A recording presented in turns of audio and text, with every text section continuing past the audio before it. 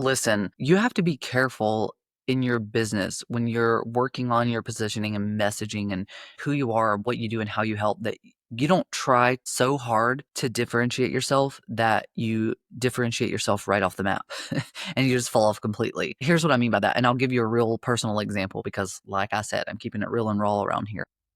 Hey, I'm Steph Rubio, your go to for no nonsense chit chat on growing a business and life that you actually love. Around here, we're rooted in who we are, even if we're still learning to love her, getting clear on where we want to go, and we're relentless in our pursuit to get there. We're clawing our way out of survival mode and learning to bet on ourselves. We get into the nitty gritty of growth in life and in business, money, identity, boundaries, healing, leadership, parenting, partners, and all the messy bits in between. If you're ready to grow on your own terms, laugh a lot, possibly cry a little, maybe laugh until we cry if we're lucky, then hit subscribe and let's get into it. This is Rooted and Relentless. Grab your notepad and hold on to your tits. This one's for you. Not only do I help other people dig through this or avoid this or fix it when they do it, I did it myself. We're all human here. And especially if you're a solopreneur and you're wearing most, if not all of the hats yourself, like it's natural. You do have to differentiate yourself in the market somehow, right? Like that's how you get people to buy from you instead of a competitor. And I don't say competitor and like you're mean girl in your competition, but if you're a business coach and there's another business coach and you guys do similar things, like you're in competition. That's just reality.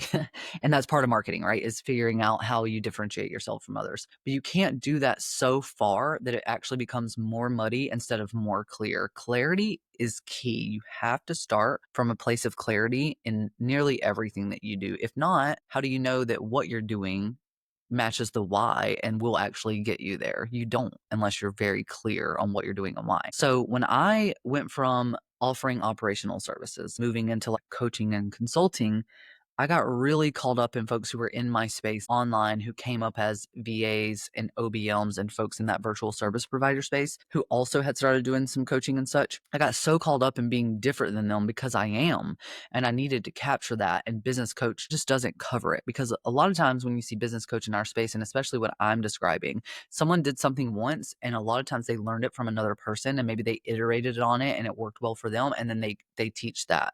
And that's okay if it works for the demographic. But I was terrified of being lumped into that. What I bring to the table is so much more depth, more business knowledge. I don't know how to do one or two things really well. I understand all functions of a business. I got really muddy when really what I was trying to do was get clear and differentiate myself. You truly have to be careful that you don't go so far off the rails trying to be different that it actually gets confusing of what you do. I work with online business managers frequently, and when they realize like, oh shoot, I offer a lot more like strategy components and operations than just a VA does. And here's the name convention I'm thinking about. And they give me something like business guru game changer. Nobody's going to know what the hell that is. Nobody's going to know what that is.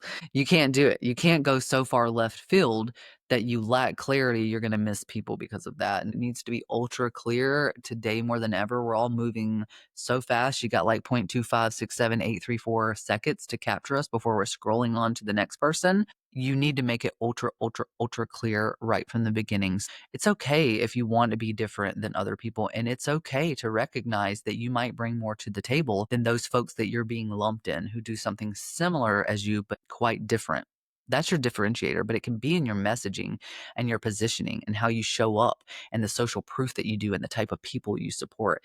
But if you get more muddy, people aren't going to understand what you do. That's exactly what I did last year. I tried so hard that I developed 3 or 4 offers to help 3 or 4 people, and I had to explain away what I did. And so my elevator pitch was a page long, which by the way, I'm okay with. I talk a lot. Hello, I'm on a podcast. The point is that you need to be clear. You need to be honest with yourself about who you serve, why you serve them, how you will serve them, where you will go. Do that first. Stop thinking about other people. Do all of that first. And when you're extra clear, you can do some competitor analysis and you can look at what's happening in the market and you can refine that component a little bit. But at the end of the day, clarity is going to be your best friend. Be honest with yourself. If you need support with something like this, lean into your support groups, ask other people in business, hit me on the Instagram DMs and let me know. I'm happy to chat through this kind of stuff. Like, where are you getting stuck and distracted when you're trying to differentiate yourself and feel like you're missing that component? It really will make or break the quality of leads coming to you, how you show up and talk about them. If you find that you're having to over explain because they're not getting it, that's a sign for you that you need to dig in and pay attention. And coming up with cool new names and frameworks and things like that, it's all well and good, but you're recreating a will that already exists, and you need to actually use stuff that people resonate with and understand. That initial pull in, when they're pulled in because they're clear on your what and those kind of components, then you can give all the extra information and have those really deep relational conversations. But if you're not clear to start with, they're not going to be clear, and you might not even get the chance to speak with them. Cool.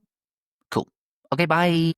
Well, that's a wrap on this episode of Rooted and Relentless. If it made you laugh, nod along, or grab that cute little notebook of yours and scribble something down, please hit me with the SSR, subscribe, share, and review, as in leave a review. Don't forget to tag me on Instagram at virtually_Steph Rubio and tell me what you're reading this week. Seriously, I live for a good book moment.